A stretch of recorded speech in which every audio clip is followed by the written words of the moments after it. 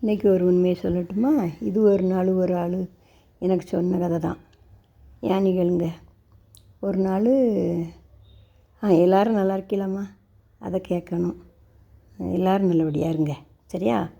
எல்லோரும் எல்லா வளமும் பெற்று நல்லபடியாக இருங்க.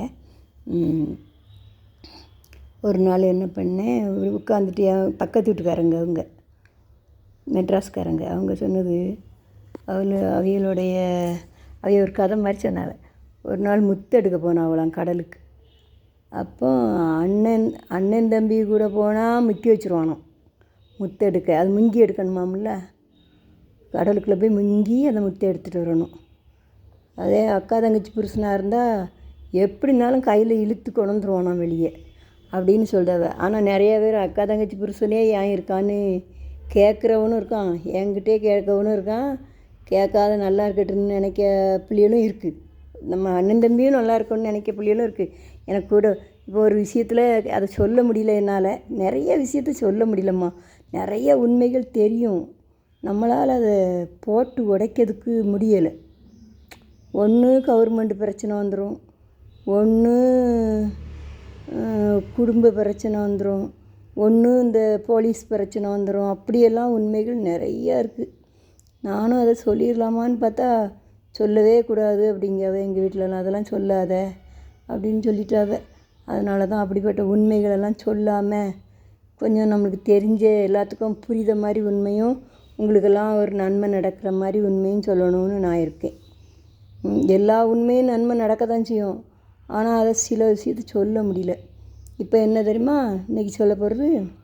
இல்லை, அக்கா தங்கச்சி புருஷனையே முக்கி வச்சுட்டு வரவனும் இருக்கான், அண்ணன் தம்பியை காப்பாற்றி கையிலே கொண்டு வந்து என் தம்பியை கொன்னவனை 1 கோடி ரூபா கொடுக்கேங்க ஒருத்தன். அப்படியே இருக்குது ஜனங்க. அப்படி கூட பிறந்த அண்ணன் தம்பிக்காக அப்படி கோடிக்கணக்காக கொடுத்து காப்பாற்றையிலும் இருக்காவ. என் தம்பியை கொண்டுட்டானே, என் தம்பியை பண்ணிட்டானேங்கிற ஆளுங்களும் இருக்காவ. என் தம்பி போனாலும் பரவாயில்ல, எனக்கு சொத்து கிடைச்சா போதும் நீ நினைக்கவும் இருக்கான் நாட்டில்.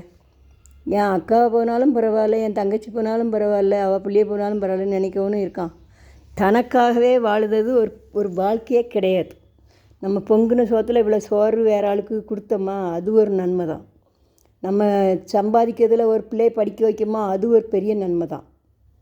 அது அக்கா தங்கச்சி பிள்ளையாக இருந்தாலும் சரி, அண்ணன் தம்பி பிள்ளையாக இருந்தாலும் சரி, படிக்க வச்சிட்டீங்கன்னா அது உங்களுக்கு பொங்கு பிள்ளைகளுக்கு ஒரு ஆசீர்வாதம் தான். அதே மாதிரி நம்ம ஒரு சம்பாதிக்கிறதுல ஒரு பெத்த தாய்க்கோ ஒரு மாமியாருக்கோ நல்லா கொடுத்தாலே அது ஒரு நன்மை தான். ஒன்றுமே கொடுக்கக்கூடாது, நான் இப்படி தான் பிடிச்சிக்கிட்டு இருப்பேன் அப்படின்னா ஒரு நாள் இந்த கை தன்னால் நிமிந்துறத தான் போகுது. அதனால் அப்படி இருக்கக்கூடாது. நம்ம கொடுக்குறத கொடுக்கணும், செய்கிறத செய்யணும். கூட பிறந்த தாய்க்கே சோறு கொடுக்காமல் சம்பாதிச்சு நம்ம நல்லா பெரிய ஆள் ஆக போகிறதும் இல்லை, இன்னொருத்தருக்கு சோறு கொடுத்த உடனே நம்ம அதை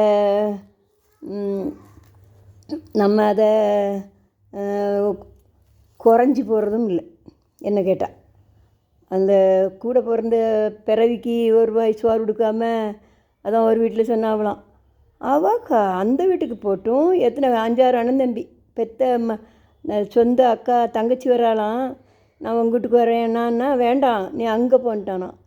கொண்டு போகிறது என்னத்தை? ஒன்றத்தையும் கொண்டு போகிறதில்ல. உண்மையை சொல்ல முடியல, எல்லாத்துலேயும் உண்மை இருக்குன்னு நிறைய சொல்ல வேண்டியது இருக்குது, சொல்ல முடியல. இப்படி தான் மூட்டையாக தான் சொல்ல வேண்டியது இருக்குது. அந்த மாதிரி யாரும் எதையும் கொண்டு போகிறதில்ல.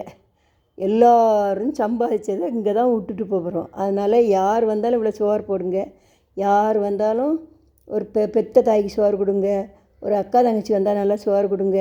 இதில் யாரும் குறைஞ்சி போகிறதில்ல, சோத்துனால குறைஞ்சவங்க யாரும் இல்லை கொடுக்குறதில்ல. இதே நம்மளுக்கு தரணும்னு நினச்சாருன்னா இந்த ஏசப்பா எங்கேயாவது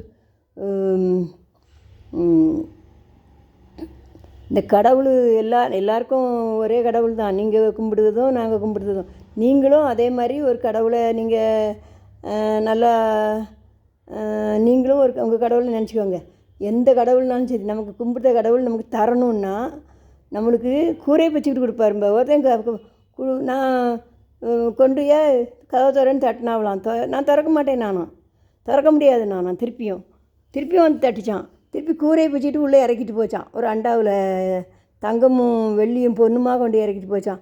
அந்த மாதிரி கொடுக்குற கூரையை பிச்சுட்டு வருவான்ட்டு நம்ம வச்சிருக்க பணத்தையும் விட்டுறக்கூடாது, சும்மா அனாவசியமாக விடக்கூடாது, ஆனால் கொடுக்காமையும் இருக்கக்கூடாது.